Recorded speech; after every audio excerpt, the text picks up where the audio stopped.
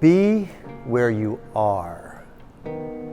Sometimes we imagine that we've got to move to a different space. We've got to make something happen. We've got to change something about ourselves or our circumstances in order to feel peace. In order to feel like all is well, we need something to happen. But I'd like to propose that nothing must change for you to have peace with God. The scripture says, "Be still and know that I am God." Sometimes in our struggling and our striving and our efforts to do even great things for God, we forget that all is well when He is on the throne. And for Him to be on the throne of our hearts, we simply surrender to His will, moment by moment.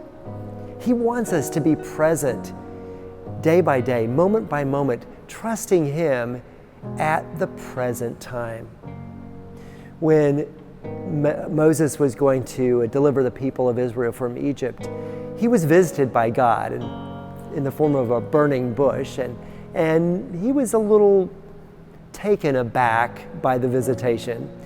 He asked God, how would he let the people know who sent him? And God's response to Moses was a little surprising, at least to me, when God says, "Tell them I am sent you. I am that I am." Kind of a surprising thing, because it doesn't really express any of God's glory or grandeur, His power or His promises. It simply refers to the fact that God is present in the now. I think a lot of my struggle is living in regret by looking back at the past, or living in fear or frustration about what I see coming in the future. But I'm learning little by little to be where I am, to live in this moment, to be present to what God has for me in this moment. I think one of the beautiful things about salvation is that we come to God just as we are. Like the old song that says, "Just as I am, without one plea, but that thy blood was shed for me. Just as I am, I come." That joy can be ours any moment that we realize that our acceptance by God does not depend on our promoting something within ourselves or producing something. It's simply the promise that He loves us just as we are.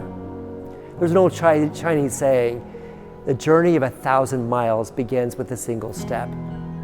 Another way, though, to translate that same proverb is that the journey of 1,000 miles begins with the ground under your feet.